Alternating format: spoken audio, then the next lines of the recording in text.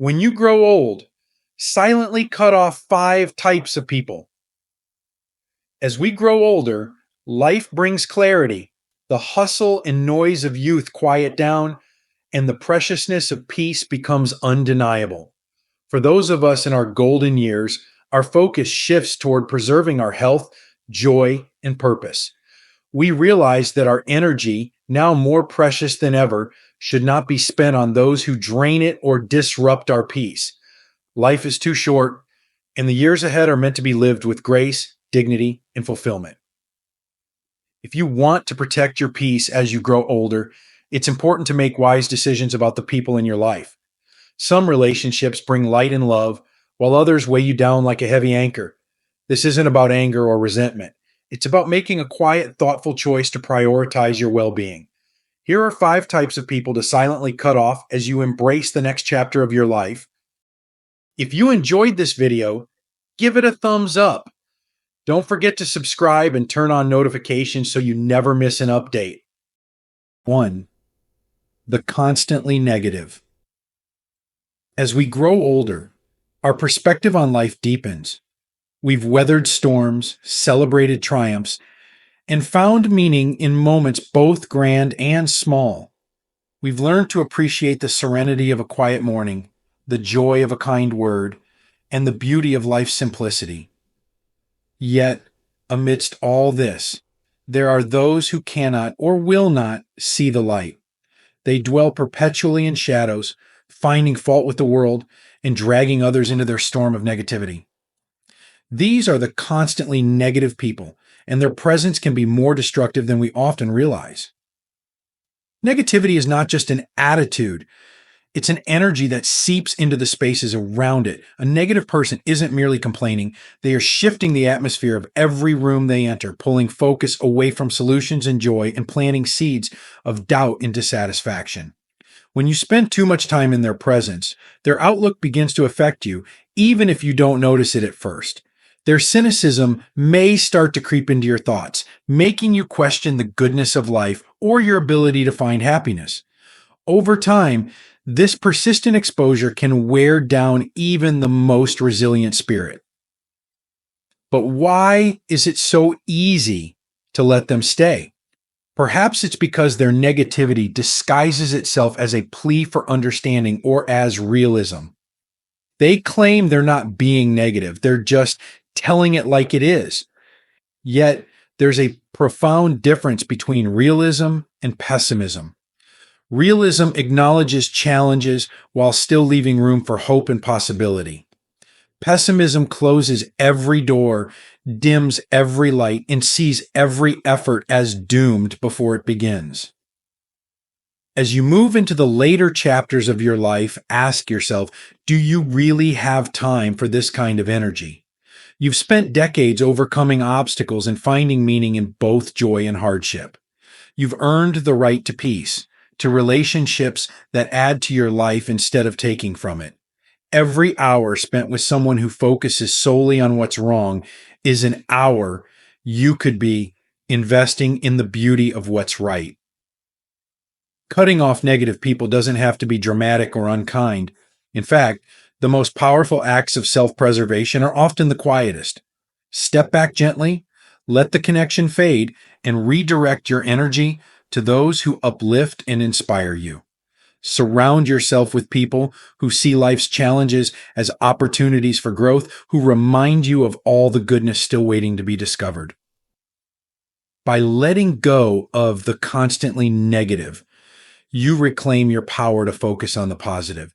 You give yourself permission to live fully, savoring the time you have left with a heart unburdened by unnecessary gloom.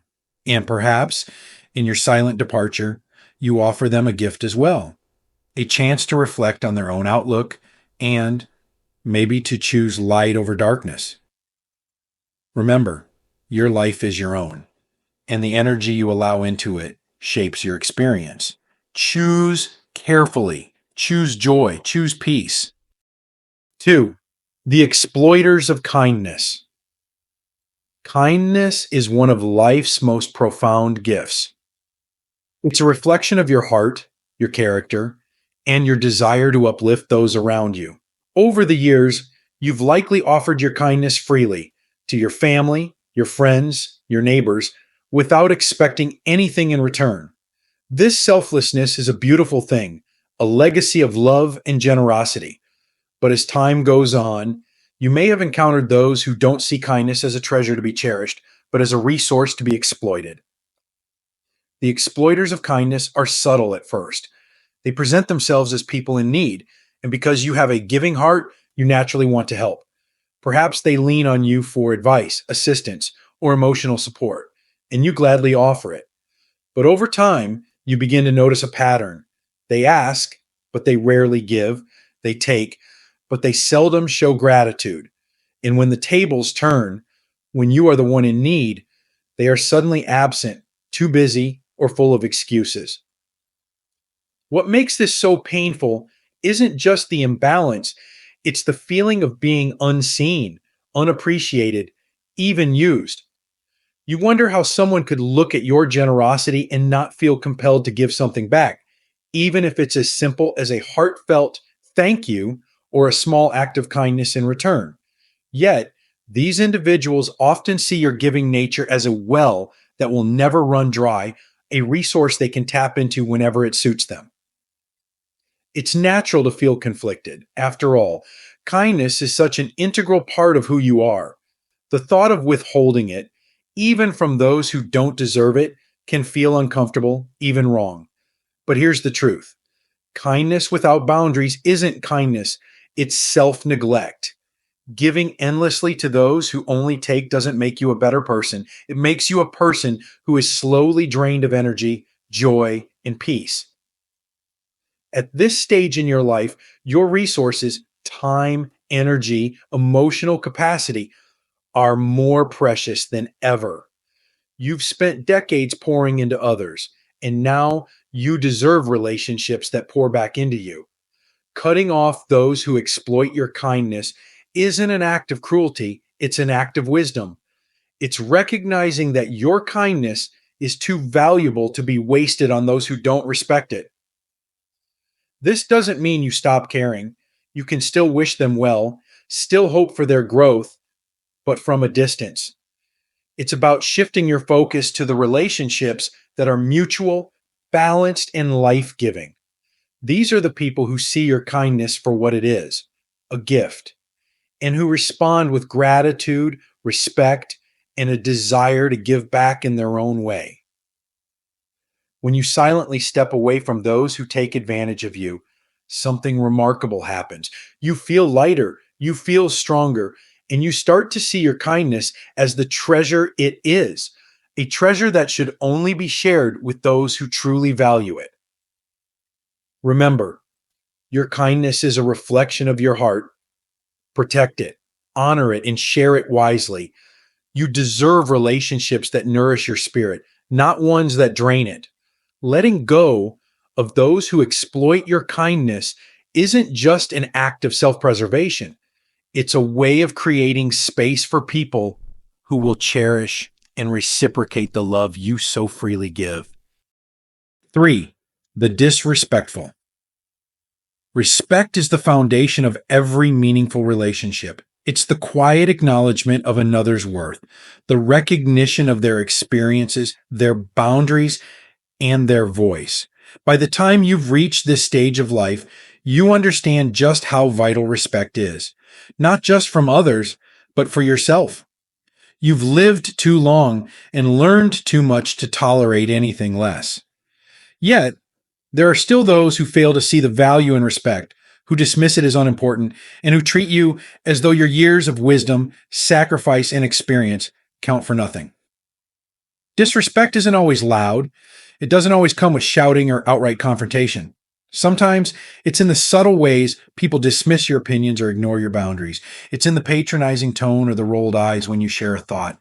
It's in the way someone interrupts you as though your words carry no weight.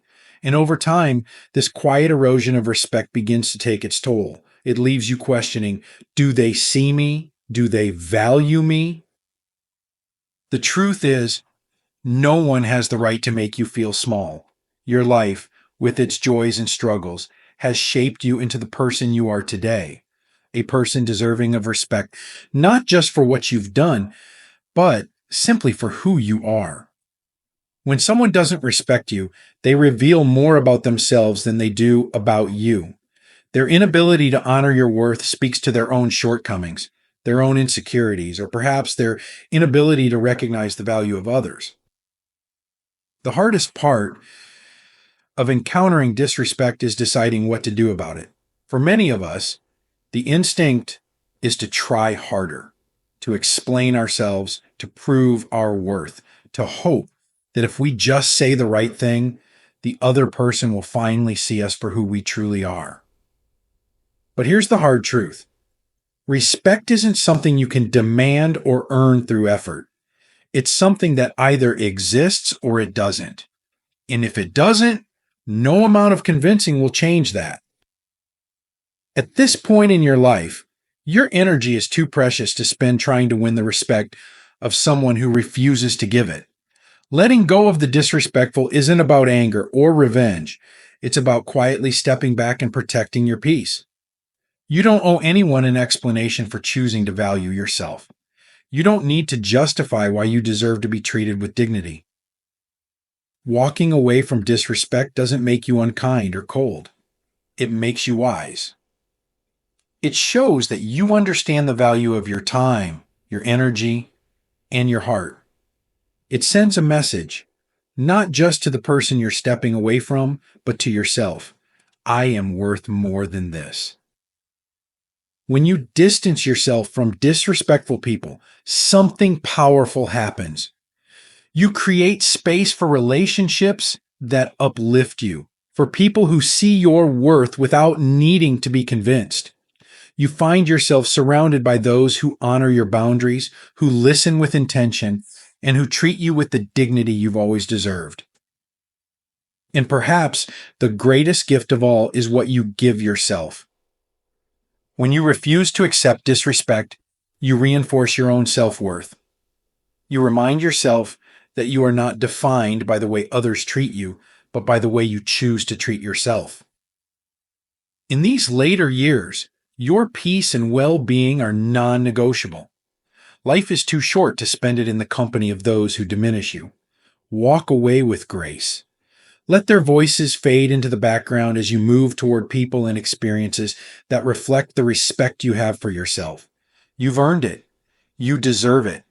And it's never too late to demand it, silently, powerfully, and with unwavering dignity. 4. The energy vampires. There comes a time in life when you realize that your energy is one of your most precious assets. As you grow older, you see how finite it is, how easily it can be drained, and how much harder it becomes to replenish. Every ounce of your energy now feels more meaningful because it's tied to the things you love, the people who bring you joy, the passions that inspire you, and the quiet moments that give you peace. But not everyone values your energy as you do. There are those who take and take, leaving you feeling depleted, unbalanced, and drained. These are the energy vampires, and their impact on your life can be profound. An energy vampire doesn't always announce themselves with dramatic behavior. Often they come disguised as someone who just needs a little help or who's going through a rough time. And while it's natural to want to be there for others, to listen, to care, to offer support, a relationship with an energy vampire goes far beyond these occasional acts of compassion.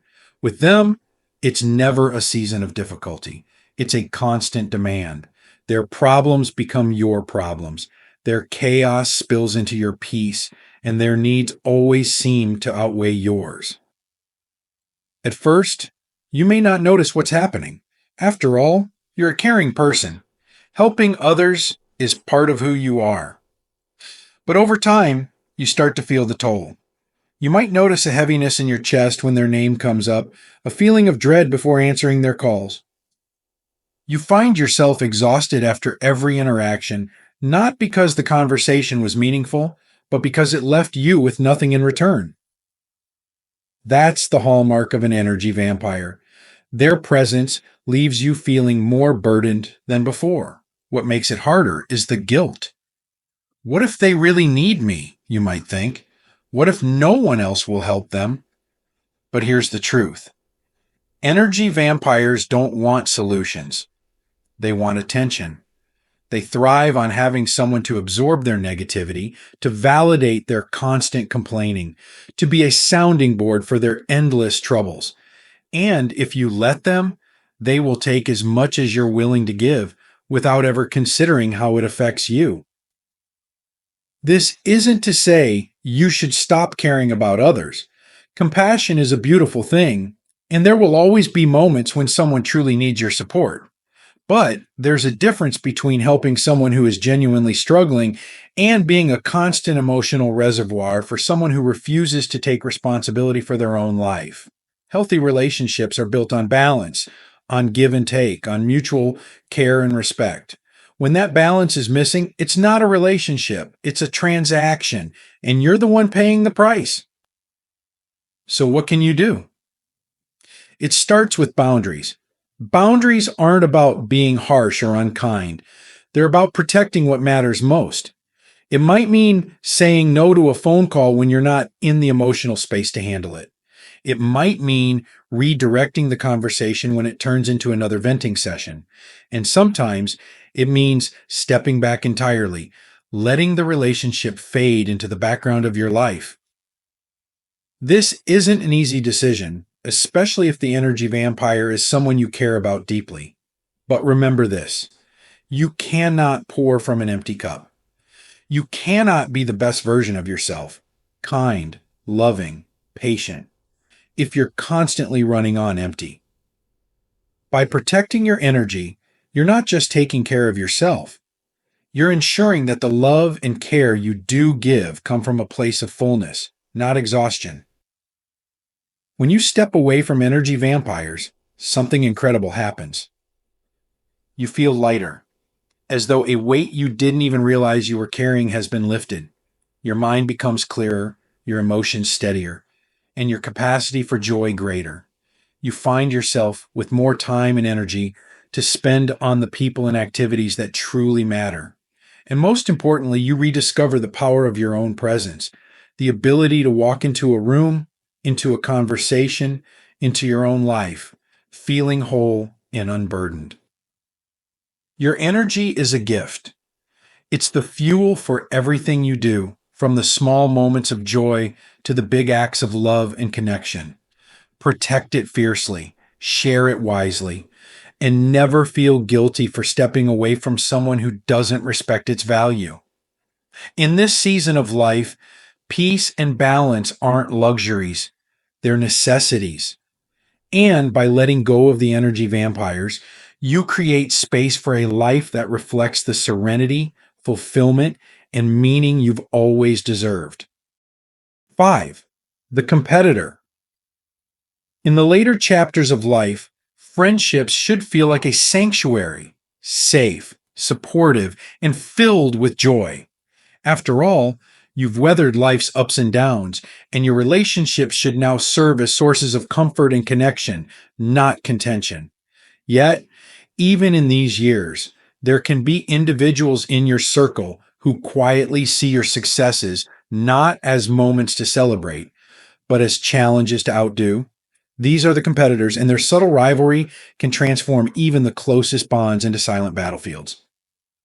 The competitor isn't always obvious. They might smile and nod when you share good news, but their words or actions afterward often reveal a different story. Perhaps you tell them about a proud moment, a new milestone with your family, a long-desired trip, or a personal goal achieved. Instead of sharing in your joy, they respond by redirecting the conversation to themselves, a bigger accomplishment, a more expensive vacation, a seemingly greater success. What should feel like a moment of shared happiness instead becomes overshadowed by their need to outshine you. At first, you may brush it off. You tell yourself it's just their way of interacting, or that perhaps they didn't realize how their response made you feel, but over time, this dynamic starts to weigh on you. You find yourself hesitating to share your victories, knowing they'll be met with comparison instead of celebration. You might even start to downplay your joy, shrinking your light so theirs can shine brighter. But here's the truth: no genuine friendship should make you feel this way. Competitors often operate from a place of insecurity. Your success, rather than inspiring them, becomes a mirror reflecting their own doubts and fears. They measure their worth against yours, as though life were some sort of contest. But their struggle isn't really about you, it's about their own inner battles.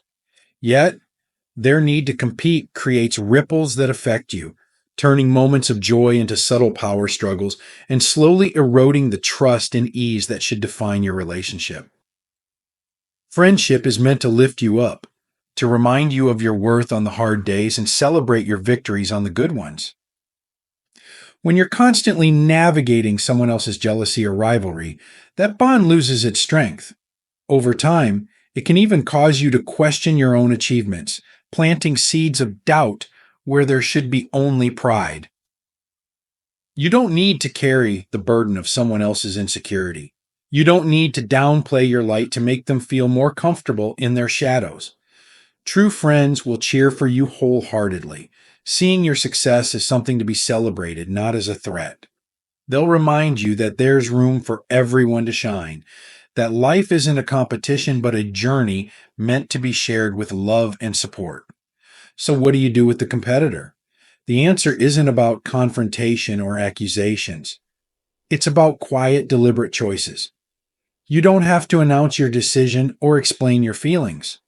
Instead, let the relationship fade naturally, creating space for connections that reflect the mutual respect and joy you deserve. When you let go of the competitor, you're not just stepping away from their behavior. You're reclaiming your right to celebrate your life fully, without hesitation or doubt. You're choosing to surround yourself with people who see your wins as something to be cherished, not measured against. And as you make this shift, you'll notice something beautiful. Your circle becomes smaller, but richer. The people who remain are those who truly see you, value you, and celebrate your journey alongside their own. In these years, your victories, no matter how big or small, are worth celebrating without reservation.